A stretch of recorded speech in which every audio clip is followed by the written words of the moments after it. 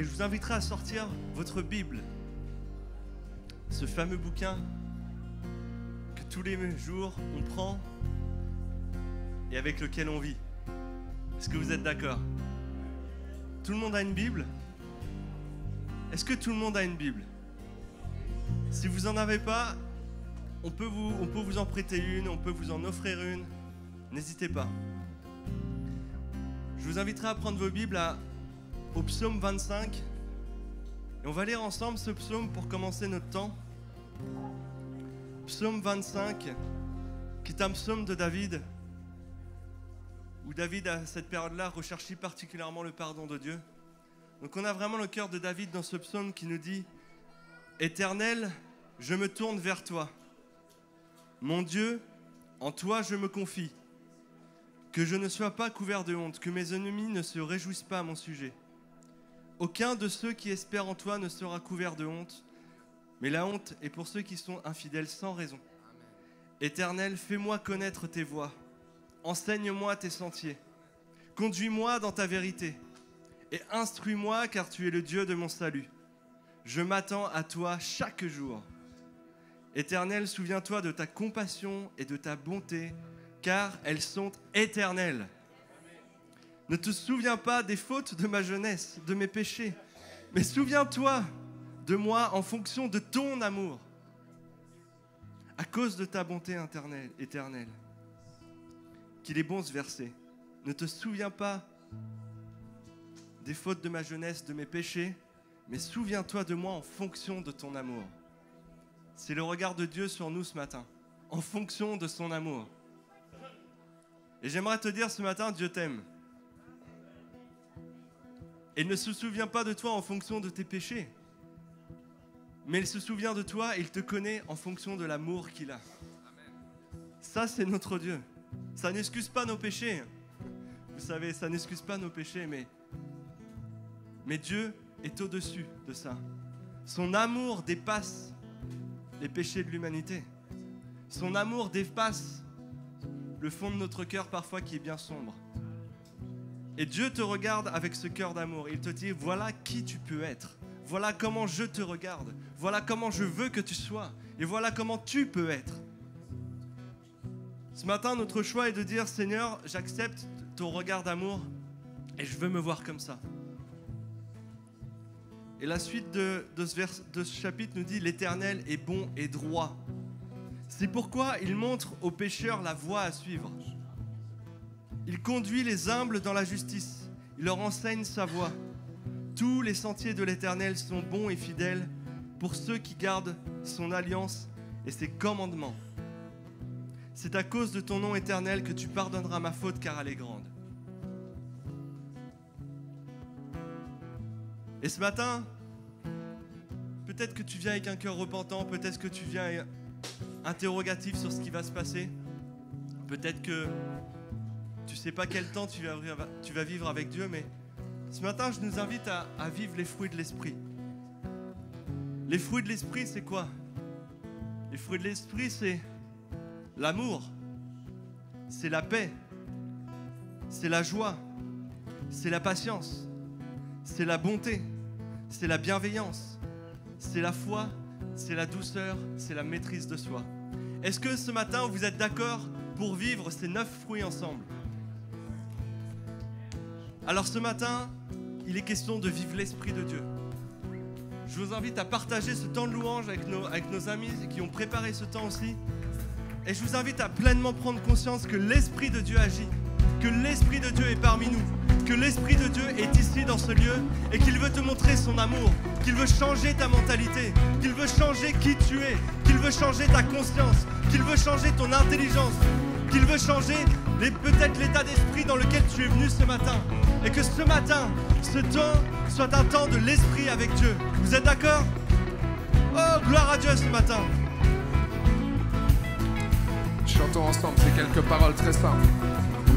Gloire à l'Éternel, il a fait de grandes choses, il a fait de grandes choses. Déclarons ensemble. Hey.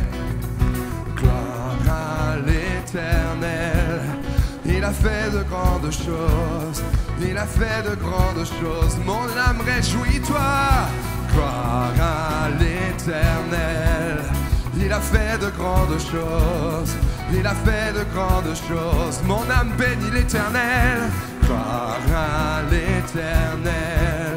Il a fait de grandes choses, il a fait de grandes choses.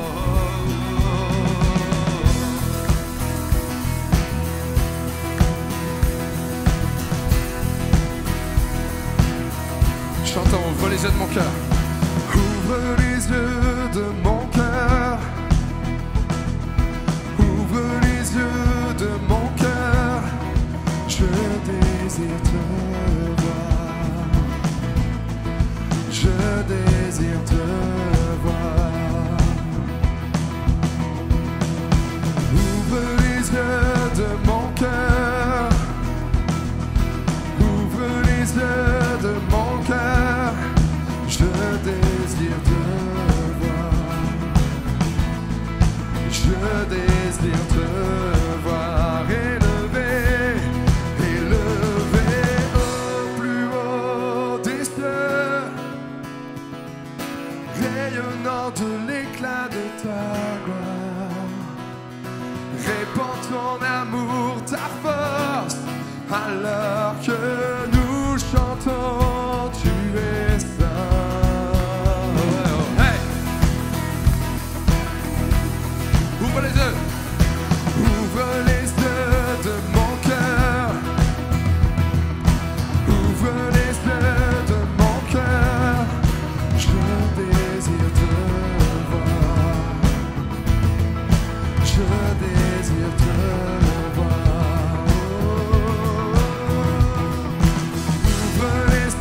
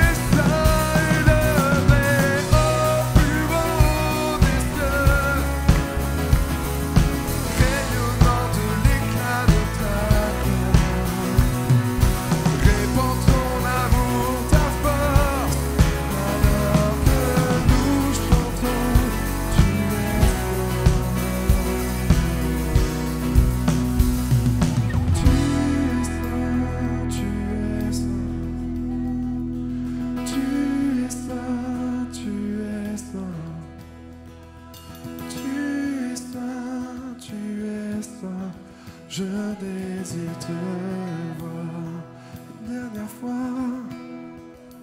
Tu es saint, tu es saint. Tu es saint, tu es saint. Tu es saint, tu es saint. Je désire te voir.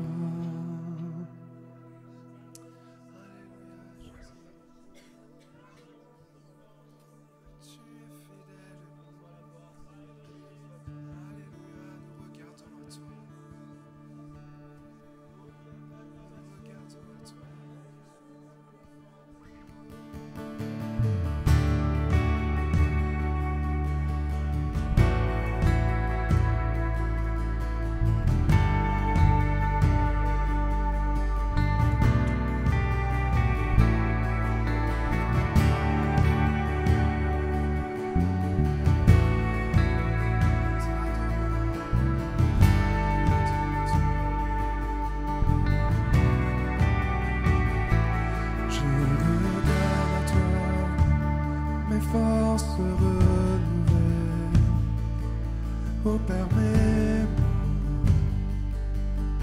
de voir tel que tu vois. Je regarde à toi, tu viens à mon secours. Ta sagesse guide chacun de mes pas.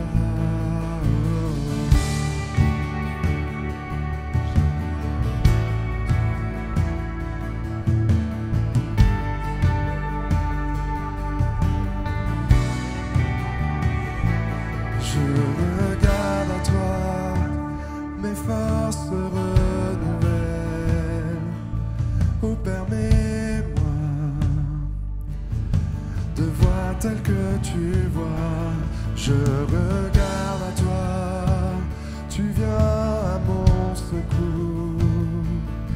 Ta sagesse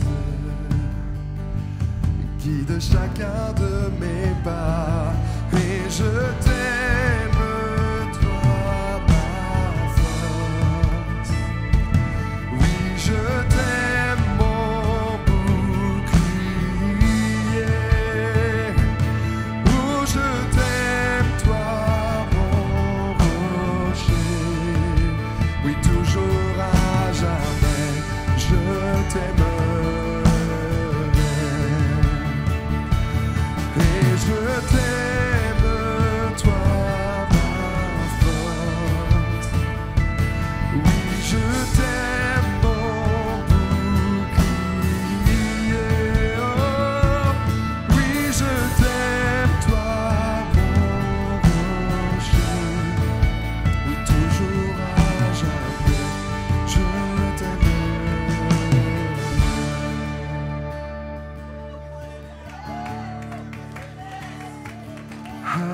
Alléluia, mon Dieu règne.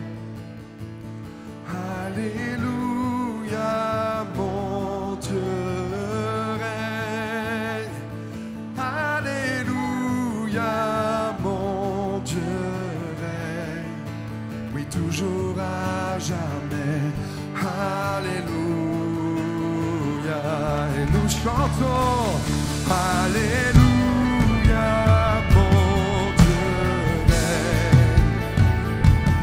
Alléluia.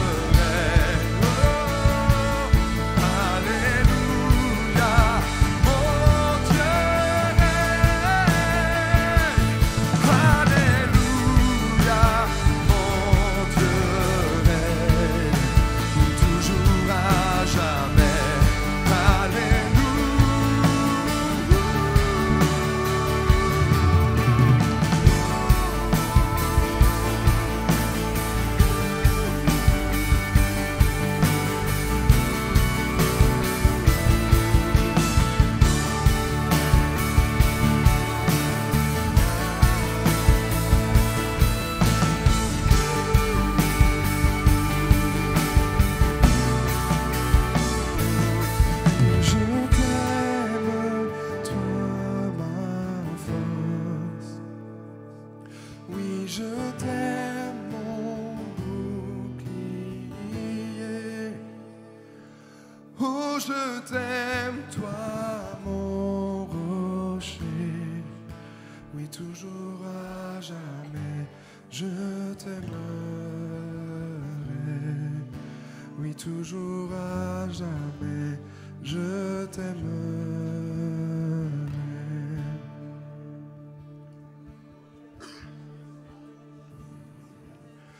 Moi, j'ai confiance en ta bonté.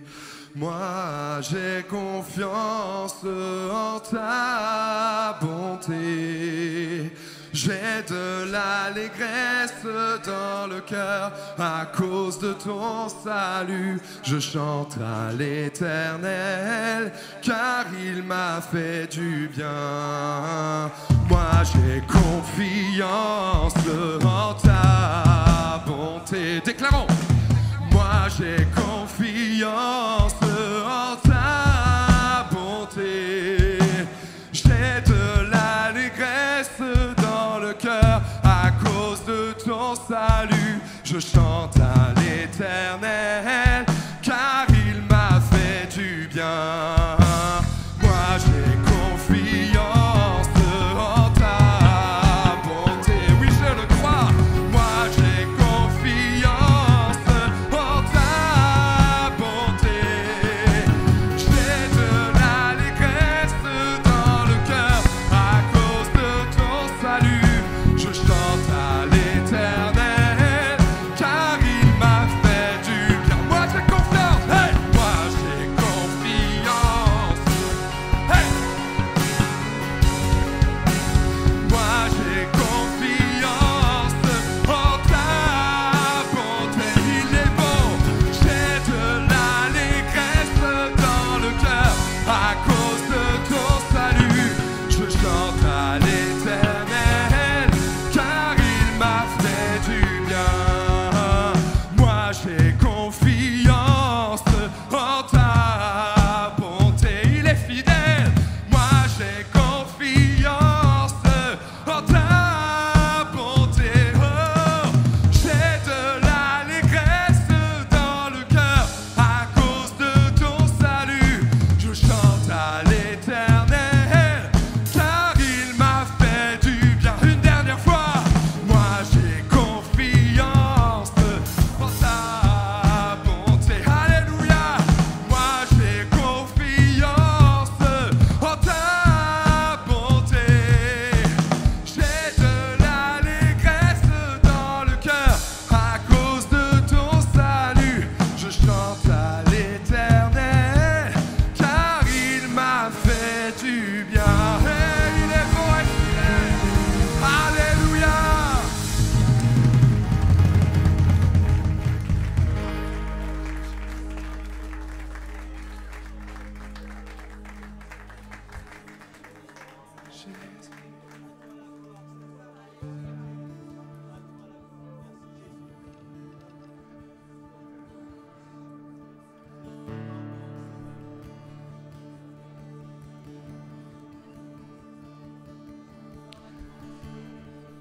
Oh, quelle paix dans ces moments, dans le calme de ta présence, quand le bruit faiblit et tu parles à mon âme.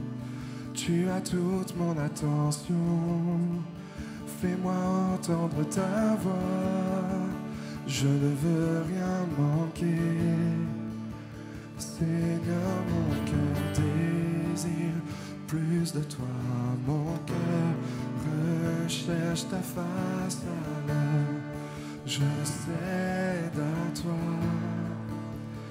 Tout en moi est ému par ton amour, captivé par qui tu es. Conduis-moi à te connaître plus encore. Je veux m'approcher de toi, laisser mes peurs derrière moi. Seigneur, viens toucher ma vie à nouveau. Oh, oh, oh.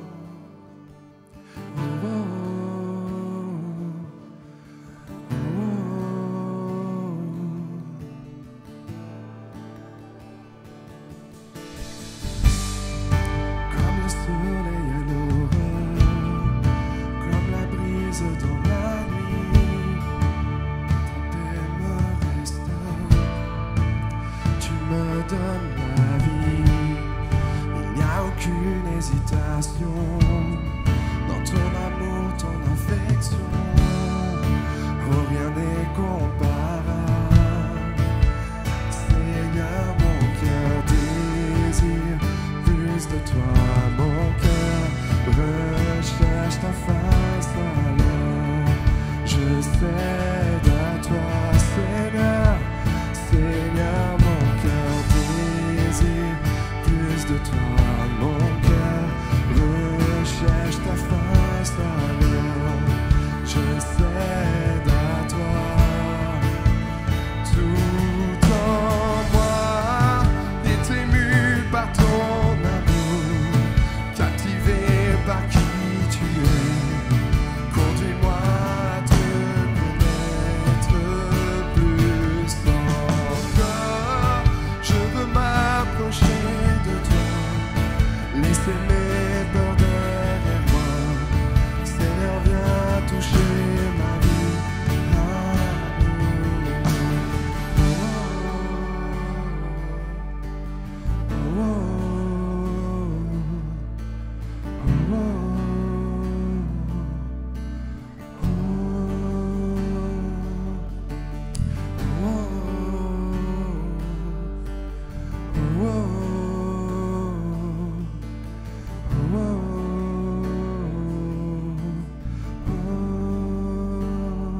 Il n'y a aucune hésitation dans ton amour, Jésus.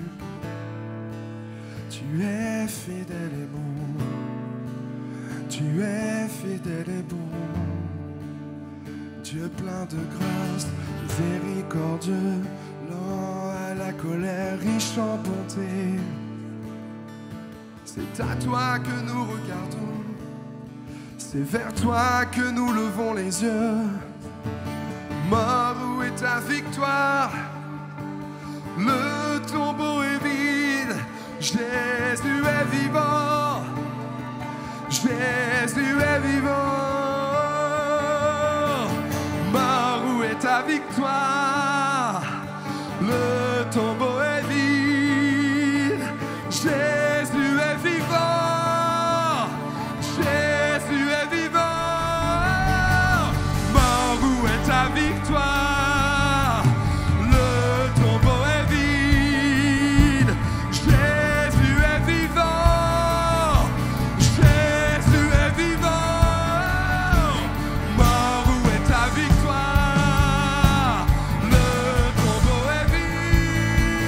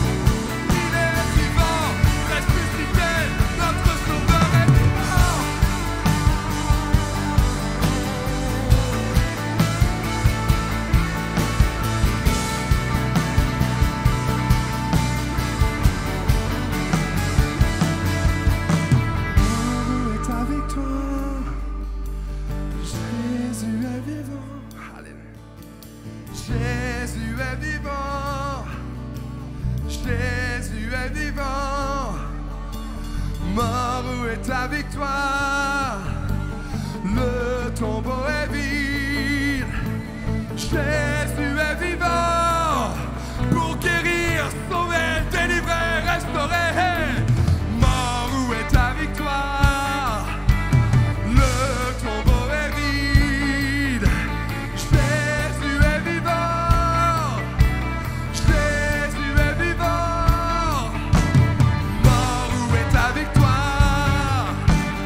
Le tombeau est vide.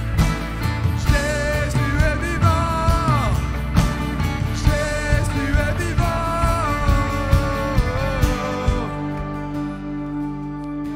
Il fait des miracles encore aujourd'hui. Il transforme les vies, change les vies. Il sauve, guérit et délivre.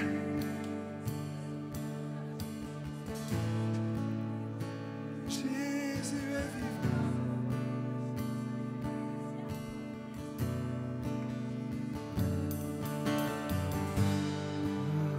Il déplace les montagnes.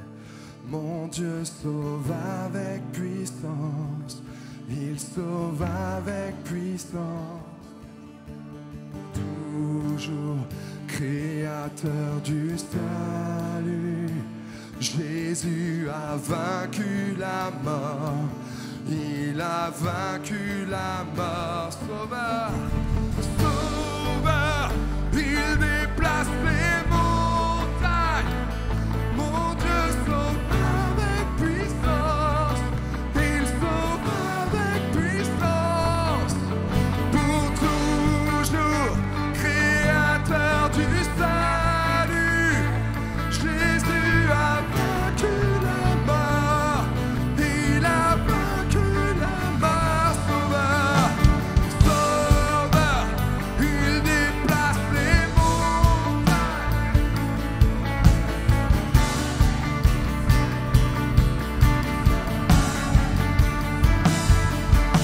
Pour toujours, créateur du salut. Jésus a vaincu la mort. Il a vaincu la mort.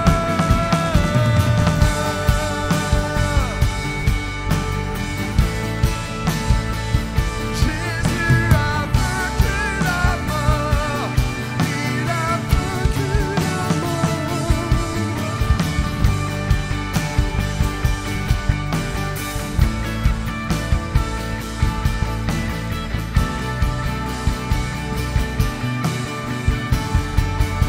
À toi j'ouvre mon cœur, Seigneur.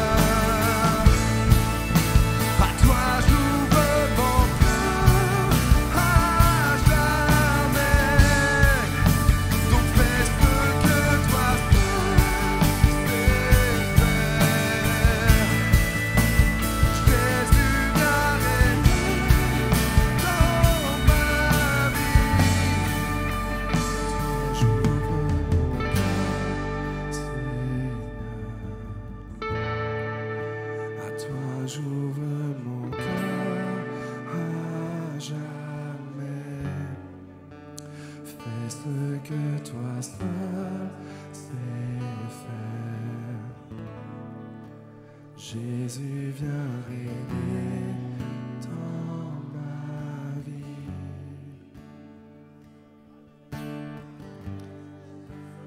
Le Seigneur est en train de me rappeler une vision que j'ai déjà eue à plusieurs reprises. J'habite à Honfleur et on traverse le pont de Normandie à plusieurs reprises. Et à chaque fois, le Seigneur nous saisit par ce pont de Normandie. Et à plusieurs reprises, il m'avait montré qu'il fallait prier. Parce que c'est comme s'il y avait un plan de Dieu pour que Jésus rentre par la Seine, par l'estuaire. Et depuis hier, je vois dans l'esprit que ce pont est comme en train de se lever, se séparer en deux, pour que Jésus rentre. C'est pas possible naturellement, c'est pas possible physiquement, mais c'est possible spirituellement. Et ce matin, c'est comme s'il y a un esprit qui dit intercéder, prier, supplier.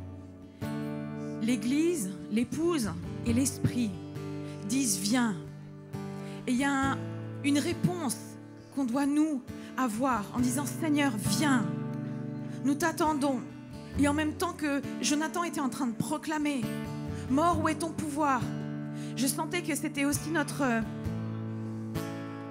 mandat de déclarer la vie sur cet estuaire, la vie pour que l'Esprit puisse rentrer en France par cet estuaire. Alors ensemble, je vous invite vraiment à ouvrir vos cœurs pour recevoir aussi le cœur de Dieu, pour prier pour votre territoire, pour prier spirituellement, pour cet estuaire où Jésus vient. C'est son intention de venir, de rentrer. Et c'est nous, Le Havre, Honfleur, qui sommes là et qui disent, l'épouse et l'Esprit disent, viens Seigneur, viens Seigneur. Porte, élevez vos linteaux. Et nous disons, Pont, lève-toi pour que Jésus fasse son entrée. Pour que Jésus fasse son entrée. Parce que Jésus est là, il sauve encore avec puissance. Avec puissance. Soyez bénis ce matin et renouvelés dans votre vision pour voir les choses dans l'Esprit, dans ce que Jésus, dans ce que l'Esprit veut faire. Soyez bénis. Nous t'adorons et nous t'aimons, nous t'attendons, nous espérons en toi, Jésus, nous t'adorons et nous t'aimons, nous t'attendons, nous espérons en toi, Jésus, nous t'adorons et nous t'aimons, nous t'attendons, nous espérons en toi, Jésus, nous t'adorons et nous t'aimons, nous t'attendons, nous espérons en toi, Jésus. Viens Seigneur, sur cette ville et ce pays, sur cette ville et ce pays. Viens Seigneur, sur cette ville et ce pays.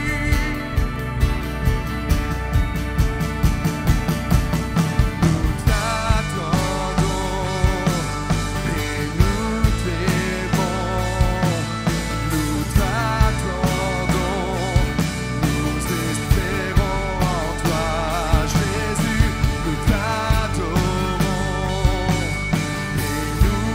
t'aimons, nous t'attendons, nous espérons en toi, Jésus.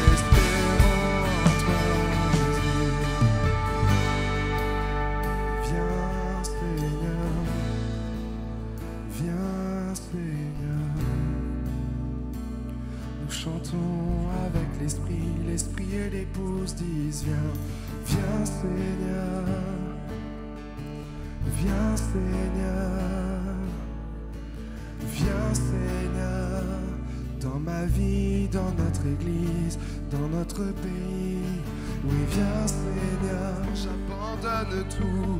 Viens Seigneur, je laisse tout à tes pieds. Viens Seigneur, je t'offre ma vie pour te suivre Jésus. Oh, viens Seigneur, viens Seigneur, viens Seigneur. L'Esprit et l'épouse disent viens, viens Seigneur. C'est le chant de l'église. Viens Seigneur, l'Esprit et l'épouse disent viens, chantons. Viens Seigneur, l'Esprit et l'épouse disent viens. L'église déclare. Viens Seigneur, viens Seigneur, viens Seigneur. Nous hâtons le règne de Jésus-Christ. Allez, stimulons les choses dans le monde spirituel. Viens Seigneur, viens Seigneur, nous t'attendons. viens Seigneur. L'esprit et l'épouse disent viens Seigneur, oh, viens Seigneur, oh, viens Seigneur, viens Seigneur. L'esprit et l'épouse disent viens Seigneur, oh, viens Seigneur, viens Seigneur. Attends le règne de Jésus en ce lieu. Hey. Viens Seigneur, viens Seigneur, viens Seigneur. Oh, à toi j'ouvre mon cœur, à toi j'ouvre mon cœur, Seigneur. À toi j'ouvre mon cœur à jamais. Donc fais ce que toi seul sais faire. Jésus viens régner dans ma vie, tout en moi, ému par ton amour, captivé par qui tu es. Conduis-moi à te connaître plus encore. Je veux m'approcher de toi, laisse aimer comme moi. Seigneur, viens toucher ma vie à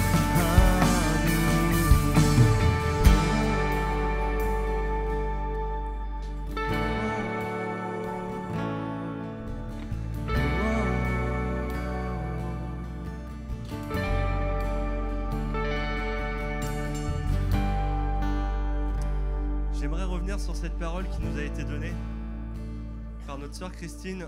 On a vraiment un encouragement de la part de Dieu sur l'Église, ça c'est certain. Et Dieu dit à son Église, je suis prêt à venir vous rencontrer, je suis au milieu de vous et je viens. Mais par-dessus ça, il y a aussi un message individuel. Dans cette image qu'a reçue Christine, où elle voyait le pont de Normandie qui comme s'ouvrait en deux, il y a une interrogation de la part de Dieu qui te demande, est-ce que tu es prêt à ouvrir ton cœur en deux? Est-ce que je vais trouver un cœur où je vais pouvoir rentrer dedans, pénétrer au plus profond et toucher ce qui est du plus profond dans toi, ce qui est des parties que tu n'oses même pas dire aux autres, ce qui est des parties que tu gardes seulement pour toi-même? Est-ce que ça aussi, tu es prêt à l'ouvrir et à le donner à Dieu? Et ça me faisait penser à, vous savez, dans la Bible, on a Moïse qui est arrivé avec le peuple d'Israël et qui s'est retrouvé face à la mer. La mer était fermée et ils étaient comme pris, enclavés avec les Égyptiens qui arrivaient vers eux. Ils étaient acculés au fond dans cette petite place et il n'y avait pas d'autre chemin possible. Et Dieu a dit, je vais ouvrir la mer. Il l'a fait par l'intermédiaire de Moïse. Il a ouvert la mer et le peuple est passé à travers. Et ça a été une nouvelle étape pour leur vie. Et c'est aussi ce que j'entendais dans cette parole prophétique, il y a une nouvelle étape pour ta vie. Pas seulement ce matin, mais il y a un temps favorable de la part de Dieu sur ta vie. Le temps est favorable pour qu'il te le dise ce matin, pour que tu l'entendes ce matin, parce qu'on est réunis en tant que peuple de Dieu et Dieu parle. Gloire à Dieu. Mais Dieu dit, il est temps que tu traverses la mer et que tu passes une nouvelle étape dans ta vie. Mais pour ça, il est nécessaire que tu ouvres ton cœur. Alors, si le peuple d'Israël avait Moïse avec eux pour ouvrir la mer, sache que, mon avis, Jésus a ouvert la voie. Jésus a ouvert la voie par son sacrifice sur la croix. Il a comme ouvert la mer, il a ouvert les cieux et il t'a donné accès direct au Père. Par l'intermédiaire de Jésus, mon ami, tu peux ouvrir ton cœur. Tu peux ouvrir, peut-être que tu te sens comme bloqué au fond, les ennemis en face, rien à droite, rien à gauche, pas de solution. Dieu te dit, je vais ouvrir la mer, mais il ne s'agit que d'une étape dans ta vie. Parce que je vais t'accompagner. Et si vous voulez vous intéresser un peu dans la Bible sur ce qui s'est passé, je vous inviterai à relire cette épreuve de Moïse et du peuple égyptien. Ça a été toute une série d'étapes à franchir et ça a été de la foi à mettre en Dieu. Et à chaque fois, ils avaient Moïse qui intercédait pour eux. On a comme cette image, mais mon ami, tu as Jésus qui intercède pour toi. Tu as Jésus qui est mort et ressuscité pour la croix, qui intercède pour toi, qui est capable de te faire passer toutes les épreuves, qui est capable de t'accompagner dans ces épreuves. Mais pour ça, il est nécessaire que tu avances, que tu ouvres ton cœur, que tu confesses à Dieu. Et je vous inviterai, on va reprendre un temps de louange ensemble. Est-ce qu'on peut reprendre ce chant qu'on a chanté tout à l'heure a cappella? On va chanter ça et je vais vous inviter, je vais faire comme un appel à ceux qui veulent passer cette nouvelle étape, à ceux qui peut-être n'ont peut-être pas la solution, d'abandonner à Dieu. Et pour ça, je t'inviterai juste à lever tes mains et comme écarter les bras et dire « Seigneur, je me rends vulnérable. Je suis ouvert à toi ce matin et je veux avancer. Je veux trouver des solutions. Je veux aller plus loin avec toi. Je veux traverser cette mer parce que je crois en toi. » Et ce matin, je vais faire cet appel. Si vous êtes dans cette disposition de cœur, si vous voulez vraiment avancer avec Dieu, si vous avez cette conviction que vous devez passer cette nouvelle étape, ouvre simplement tes bras, on va prendre ce temps de louange.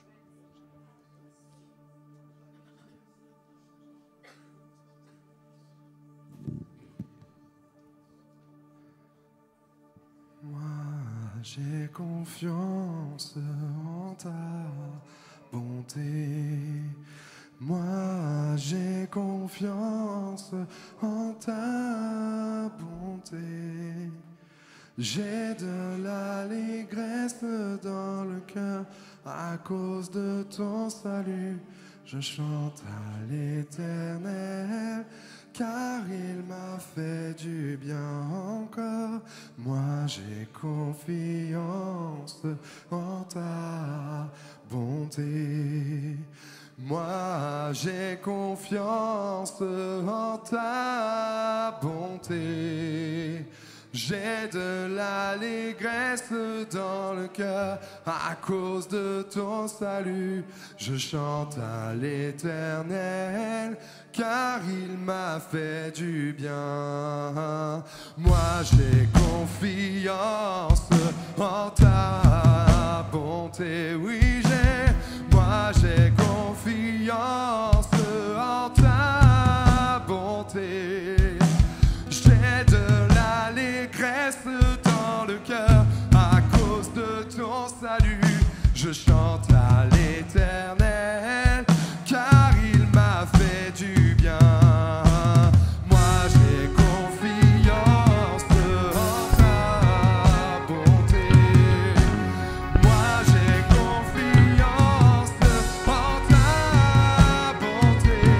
confiance en ta bonté. J'ai de l'allégresse dans le cœur à cause de ton salut. Je chante à l'Éternel, car il m'a fait du bien encore. Moi, j'ai confiance en ta bonté. Moi, j'ai confiance en ta bonté. J'ai de l'allégresse dans le cœur à cause de ton salut. Et je chante à l'Éternel, car il m'a fait du bien. Moi, j'ai confiance en ta bonté. Moi, j'ai confiance en ta bonté. J'ai de l'allégresse dans le cœur à cause de ton salut. Je chante à l'Éternel, car il m'a fait du bien.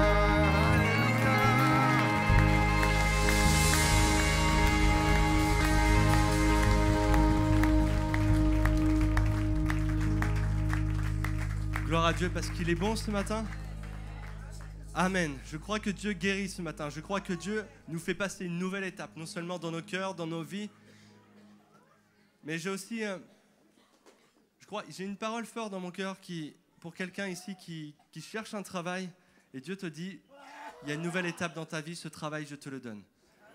Je vise personne en particulier, mais il y a un message d'encouragement. Tu es venu ce matin avec ce fardeau de ton travail et Dieu te dit, je vais répondre à tes prières, mais abandonne-moi ton cœur, fais-moi confiance. Amen. Gloire à Dieu. Gloire à Dieu ce matin. On va laisser la place au pasteur Thierry qui va nous apporter le conseil de Dieu. Je t'en prie Thierry.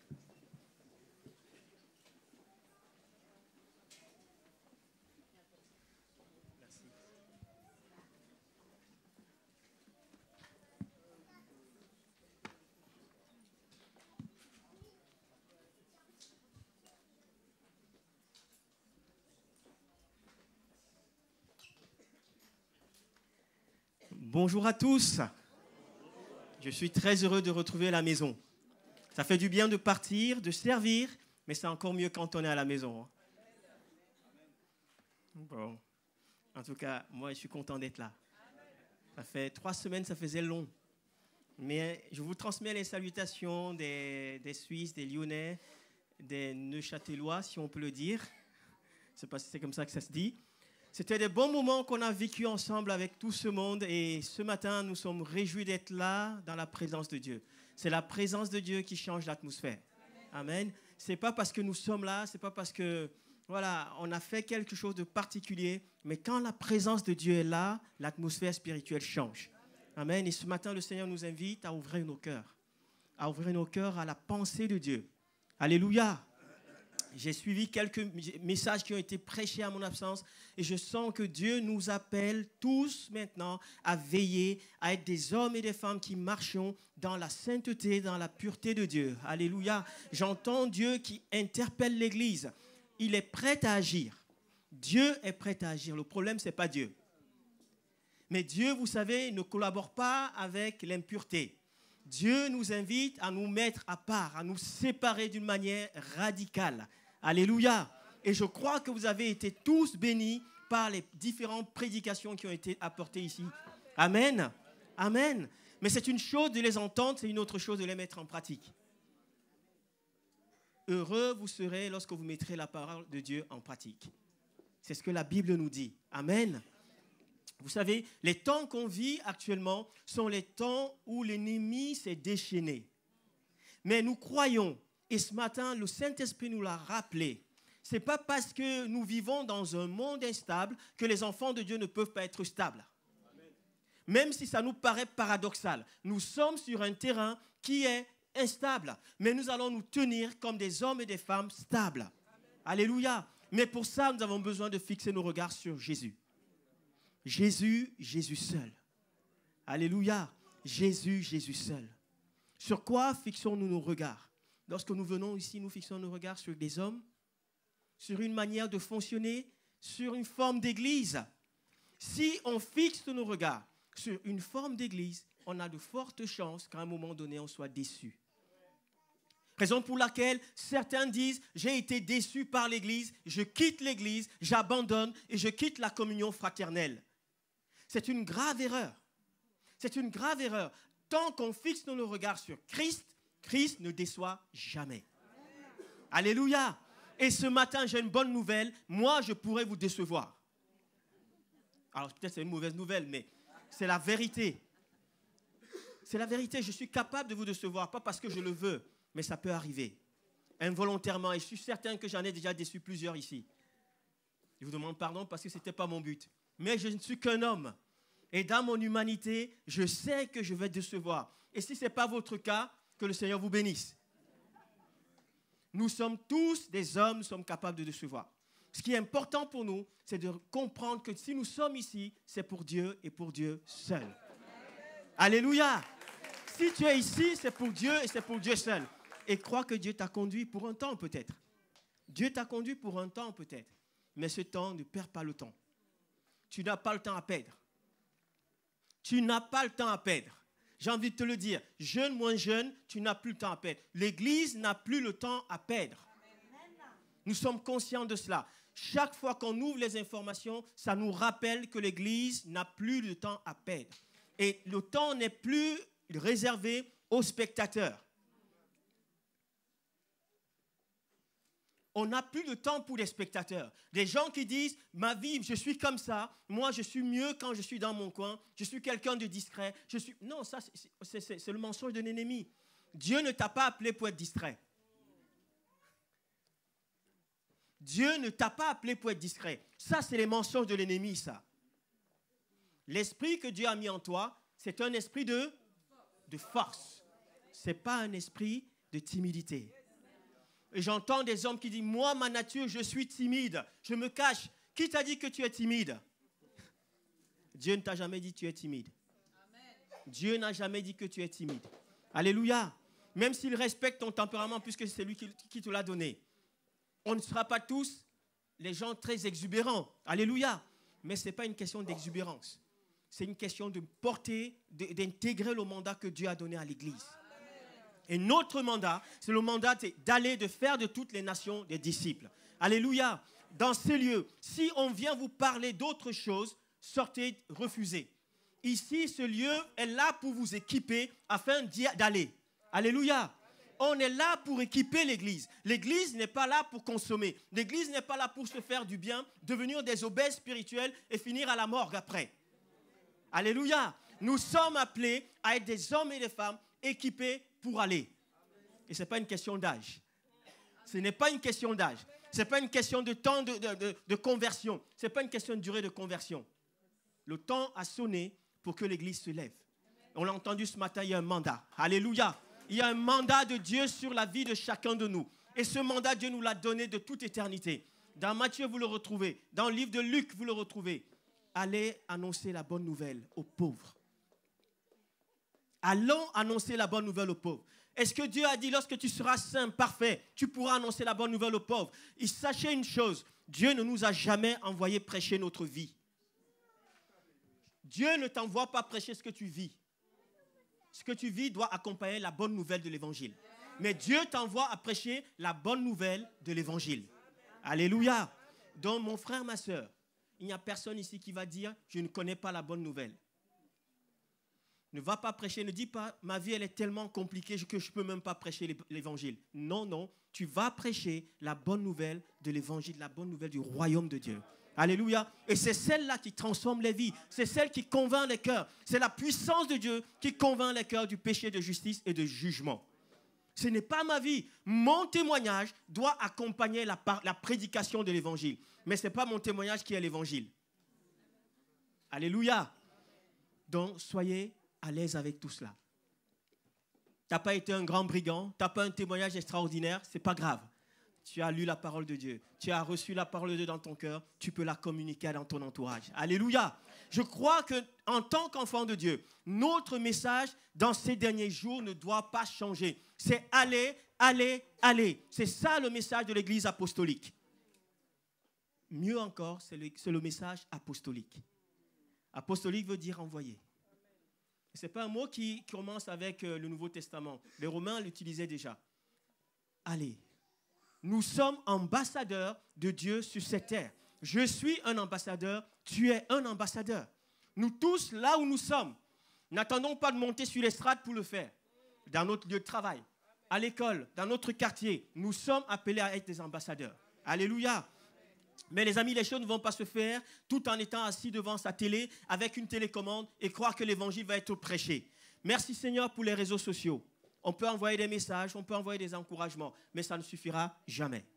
Ça ne suffira jamais. Parce que Dieu a besoin de toi. Dieu veut que tu te lèves. Dieu veut que je me lève pour râler. Alléluia. On est toujours ensemble. Amen.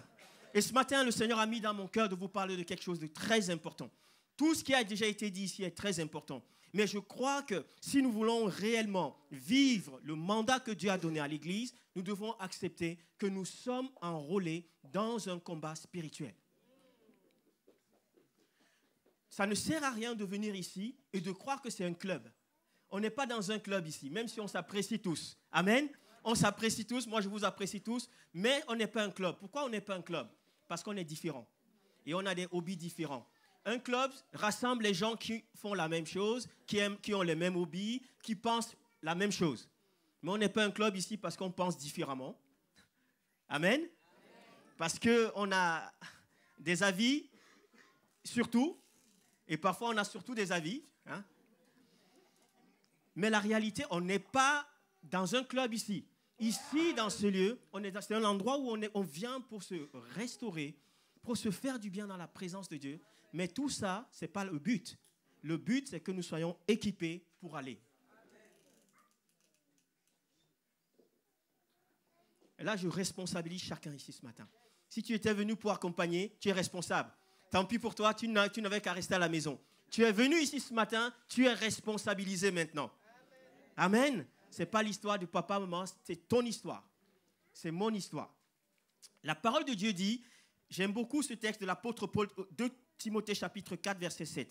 J'ai combattu le bon combat, j'ai achevé la course, j'ai gardé la foi, désormais la couronne de justice m'est réservée. Le Seigneur, le juste juge, me la donnera dans ce jour-là, et non seulement à moi, mais encore à tous ceux qui auront aimé son avènement. J'ai combattu le bon combat.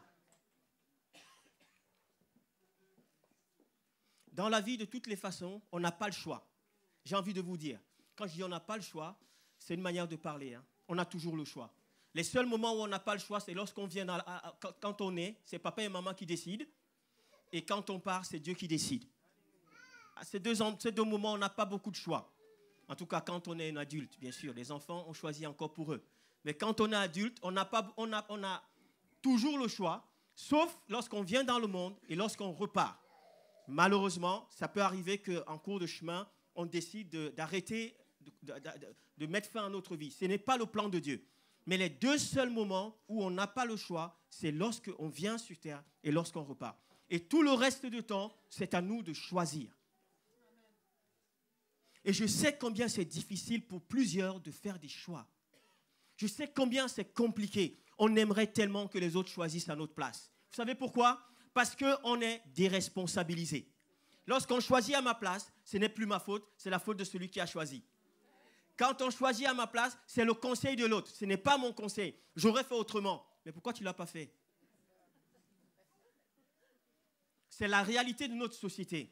Mais Dieu nous a enrôlés d'office. Le jour où tu as donné ta vie à Jésus, tu as été enrôlé dans l'armée du roi des rois. Alléluia. Nous sommes l'armée du roi des rois. Nous sommes l'armée du roi. Nous sommes l'armée du roi. Devant l'armée du roi, marchons le roi des rois. Nous sommes l'armée du roi. Dieu se présente comme l'Éternel des armées. Alléluia. Nous sommes l'armée du roi des rois. Et l'armée sert à quoi? Si ce n'est pour conquérir les territoires, pour défendre les territoires.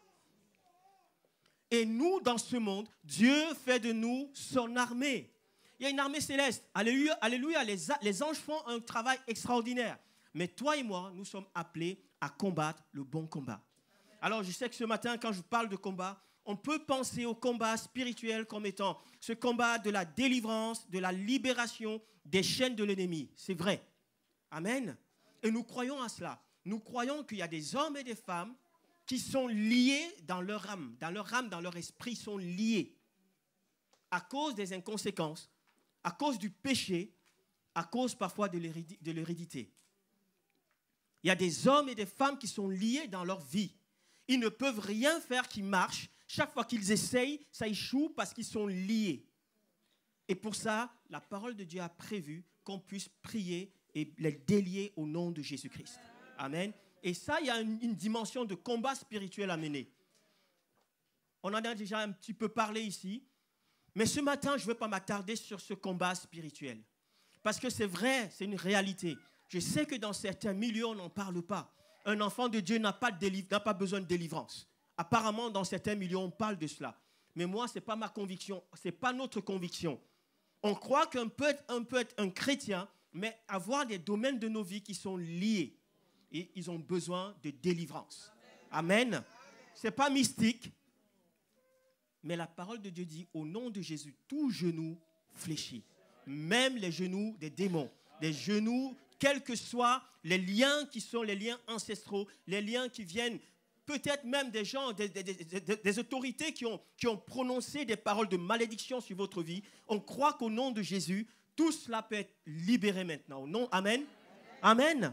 Mais je crois que Dieu nous appelle à un combat aujourd'hui en tant qu'Église. Jeunes, moins jeunes, nous sommes appelés à combattre pour aller libérer des hommes et des femmes qui sont liés dans leur esprit.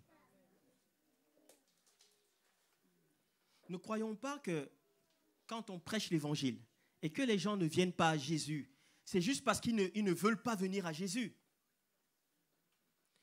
On ne peut pas s'imaginer qu'on dise des bonnes choses. Je crois que quand vous allez prêcher, c'est comme ça qu'on nous avait appris à prêcher, à parler de notre témoignage, de témoigner de Jésus. Jésus est bon car Dieu a tant aimé le monde. Il a donné son Fils afin que quiconque croit en lui ne périsse point, ait la vie éternelle. Tu auras la vie éternelle. Ta vie va changer. Ta vie va être transformée. C'est ce que nous disons à nos bien-aimés.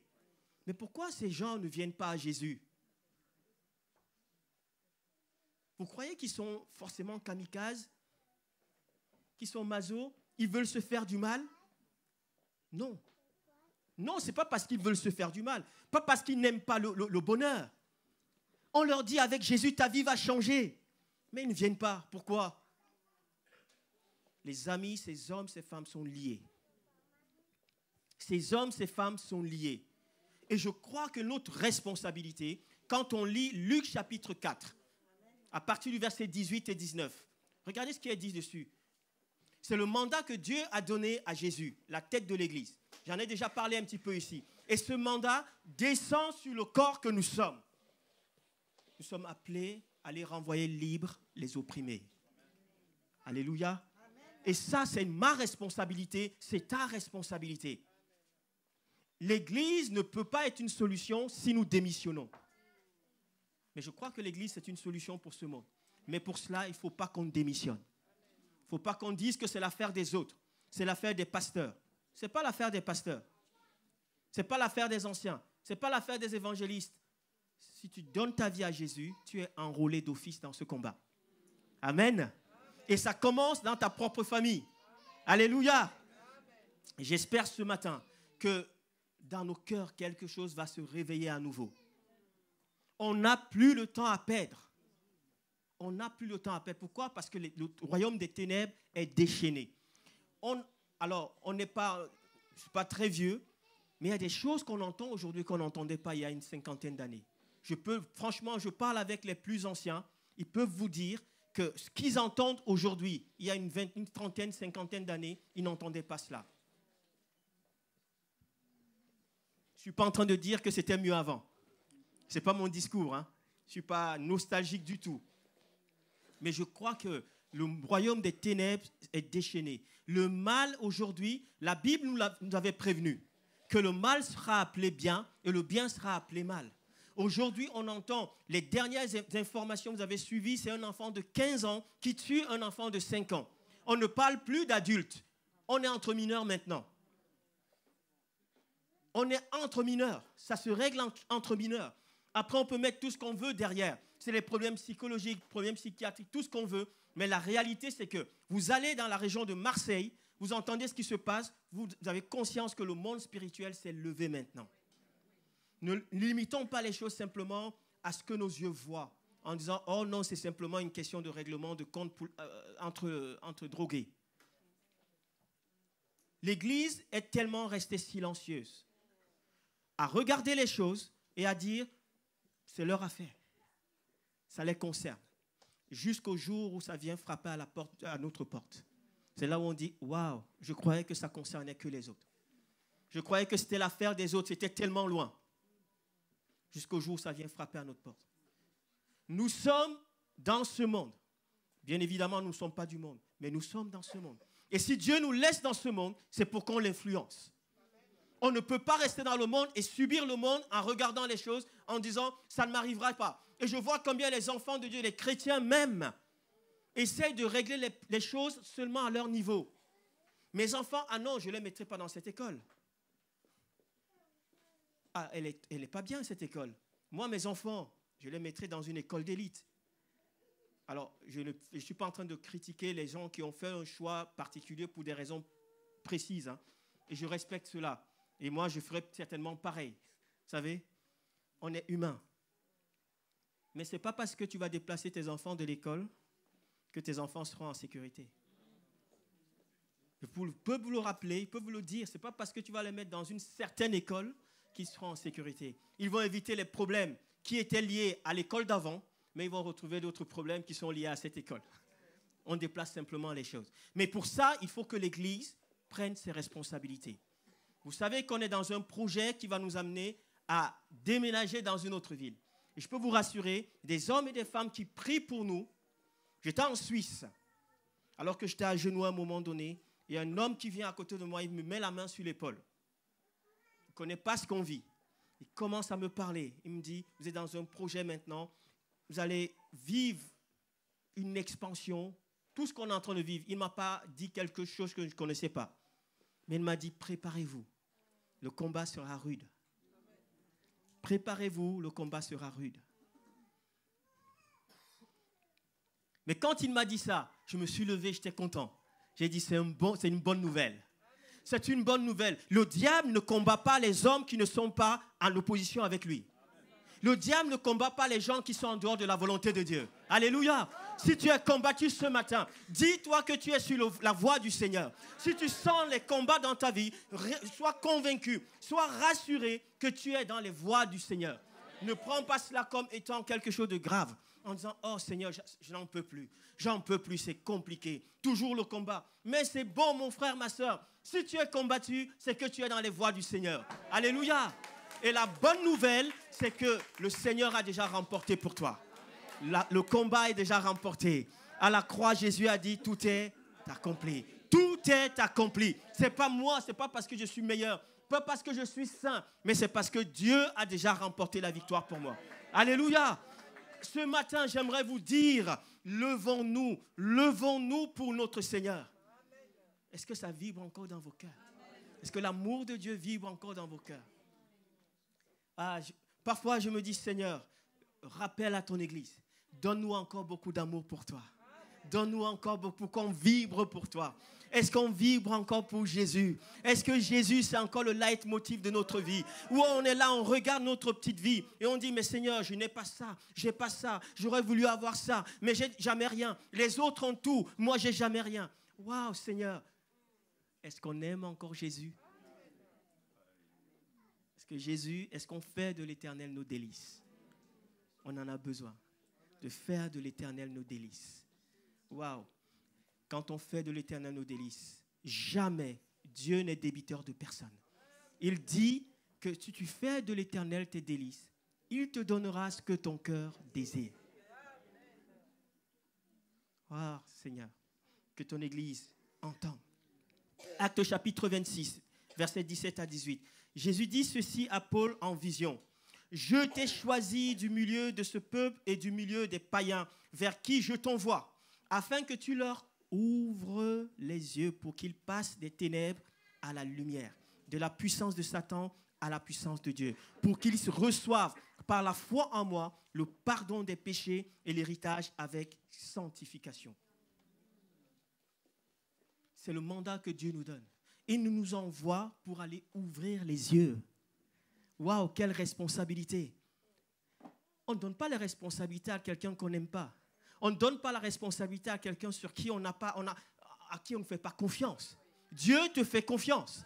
Et il te donne cette responsabilité. Va ouvrir les yeux de quelqu'un d'autre. Waouh! Ah, ça fait du bien. 1 Corinthiens chapitre 15, verset 24. Ensuite viendra la fin, quand il remettra la couronne à celui qui est Dieu le Père, après avoir détruit toute domination, toute autorité, toute puissance, car il faut qu'il règne jusqu'à ce qu'il ait mis tous les ennemis sous ses pieds.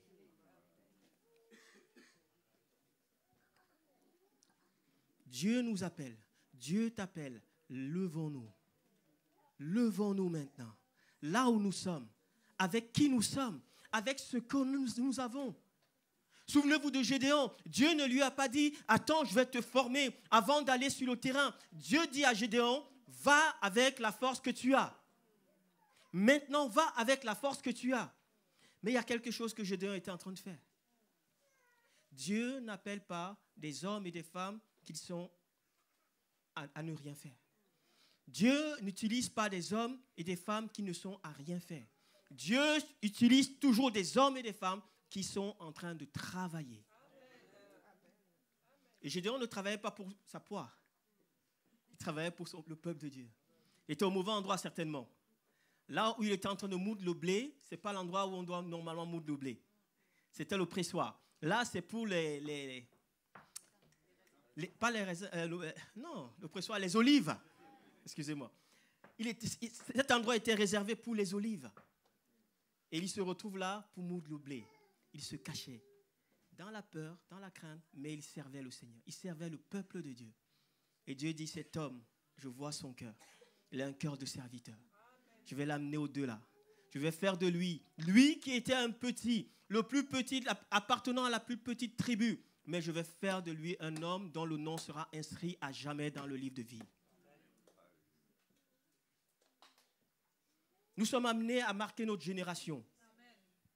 Oui, nous sommes amenés à marquer notre génération. Il y en a certains qui ont marqué leur génération d'une manière très négative. D'autres l'ont marqué parce que c'est des grands sportifs. Ils ont fait des choses extraordinaires. Mais nous sommes appelés à marquer notre génération parce qu'on va amener un homme de passer de la mort à la vie. Je croyais que ça allait susciter quelque chose de plus fort dans vos cœurs. Vous savez, les gens sont, dans ce monde, on cherche à être célèbre. Moi, je veux être un footballeur professionnel. J'entends ça tous les matins, tous les soirs. On entend mon épouse et moi, on en rigole maintenant. Tous les matins, tous les soirs. Mais maman, moi, je serai parti, je ne serai pas avec vous. Pourquoi? Parce que je serai footballeur professionnel. Soit. Que Dieu l'entende. Mais moi, mon désir, ma volonté, mon cri, mon souhait, ma prière, c'est de marquer ma génération dans la vie d'un homme, d'une femme. Celle-là qui était perdue, qui avait les yeux fermés. Et qu'un jour, qu'elle dise, aujourd'hui, mes yeux se sont ouverts parce que ma route a rencontré quelqu'un. Ma route a rencontré quelqu'un. Et ce quelqu'un m'a parlé de Jésus. Il m'a parlé de ce que Jésus est capable de faire dans la vie de quelqu'un. Et ce jour, moi, j'ai donné ma vie à Jésus. Là, on aura marqué la vie de quelqu'un pour l'éternité. Pour l'éternité. Et ça ne se fait pas comme ça, mes amis. Ça ne se fait pas en claquant des doigts. Ça se fait parfois dans les larmes. Ça se fait dans la sueur. Ça se fait, j'ai failli dire, dans le sang. Je n'irai pas jusque-là. Mais qui sait? Qui sait? Vous savez, parfois, on allège l'évangile. Comme tout est allégé maintenant dans notre société, tout est allégé. Et nous tous, nous courons vers des produits allégés. Et parfois... Alors, Michael dit, non, moi, j'aime le produit entier gras. C'est pas grave.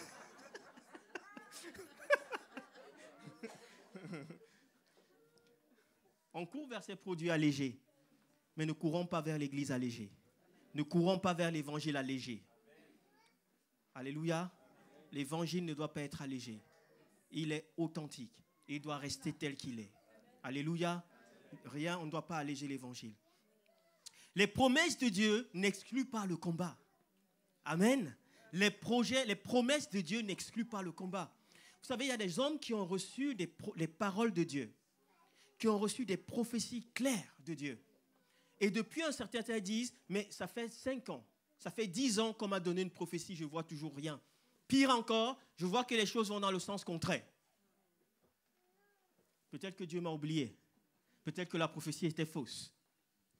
Regardez bien, Nombre chapitre 33, verset 51 dit ceci. « Parle aux enfants d'Israël et dis-leur, lorsque vous aurez passé le Jourdain et que vous serez entrés dans le pays de Canaan, vous chasserez devant vous tous les habitants du pays.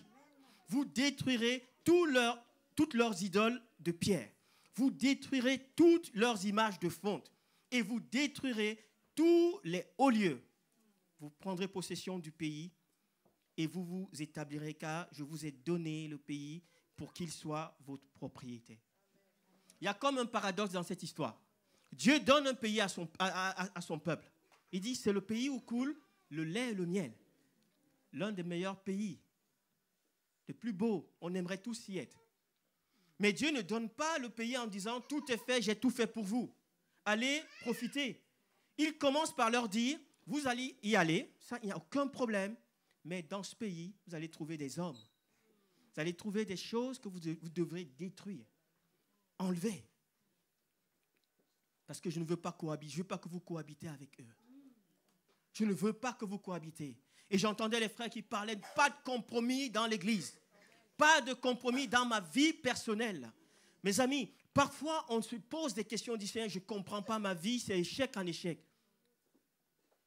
On ne peut pas servir 2 maîtres. On ne peut pas servir 2 maîtres.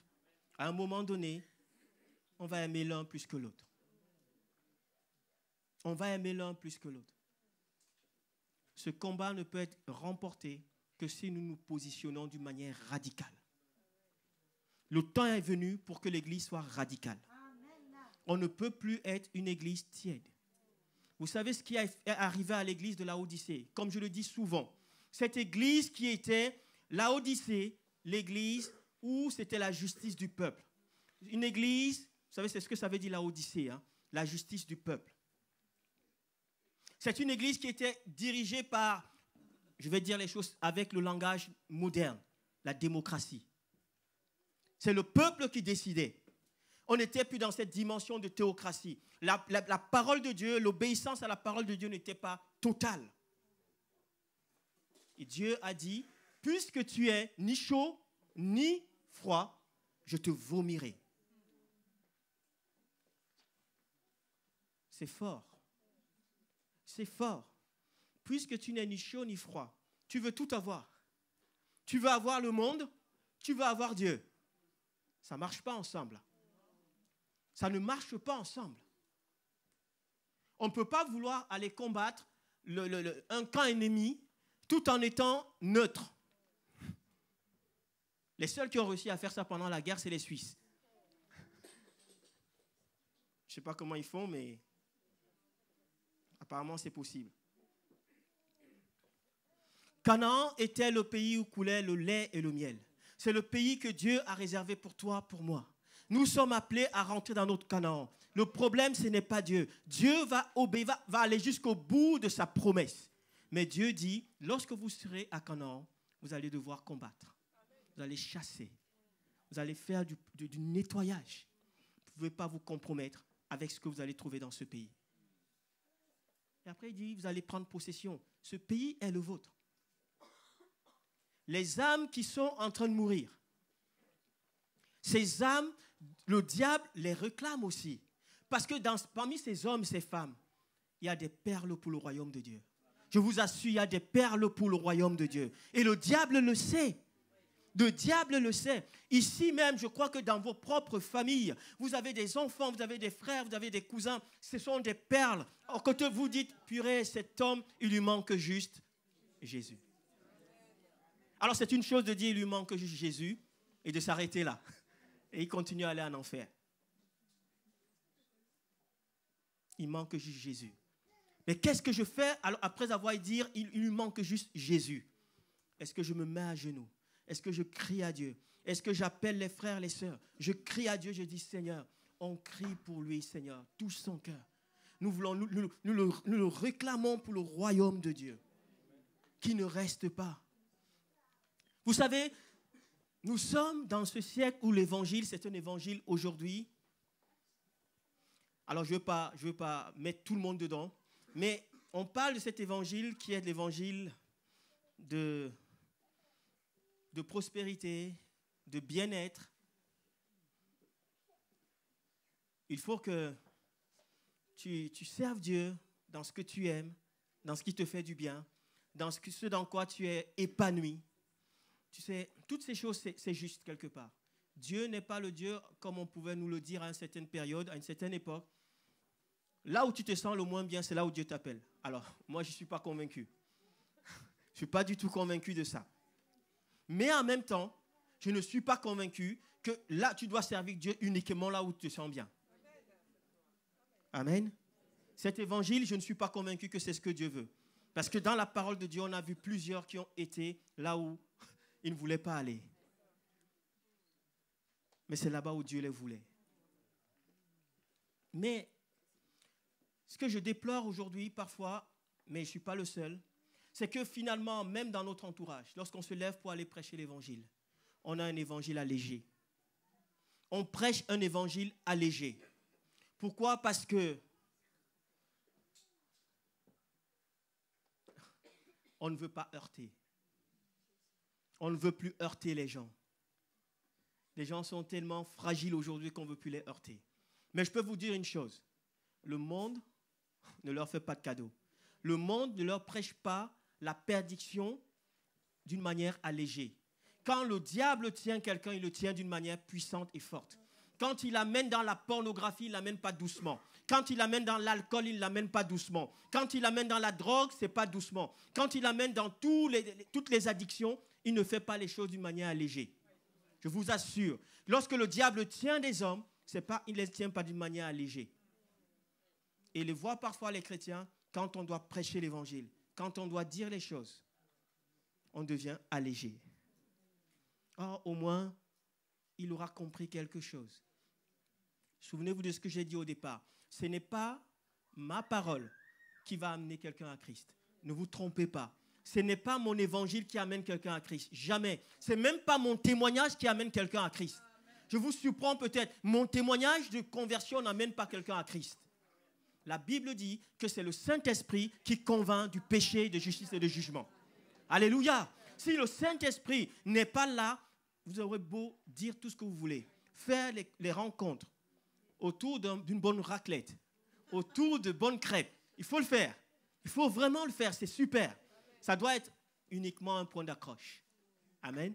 Si c'est un point d'accroche, alléluia. Faisons-le. Mais si notre évangile se limite à avoir la bonne bouffe et à parler des choses, je ne sais pas, qu'est-ce que vous voulez, on tombe dans l'évangile allégé. Et le temps de l'évangile allégé est terminé. Il faut qu'on soit radical. On prêche l'évangile dans l'amour. Sachez que dans l'amour, il y a la vérité. Il n'y a pas d'amour sans vérité.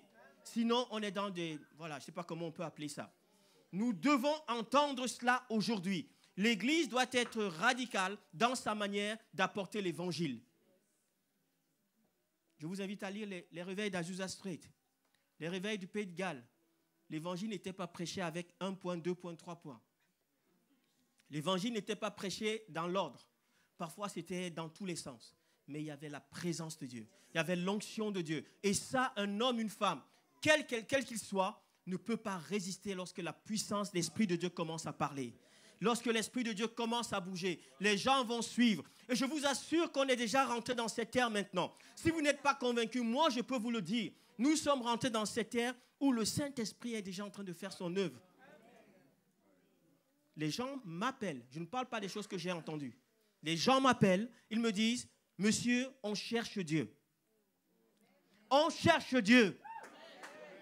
Si ce n'est pas le temps de réveil, qu'est-ce qu'on veut encore? Qu'est-ce qu'on demande à Dieu? Mais le problème, ce n'est pas le temps de réveil. Le problème, c'est les outres qui vont accueillir le réveil.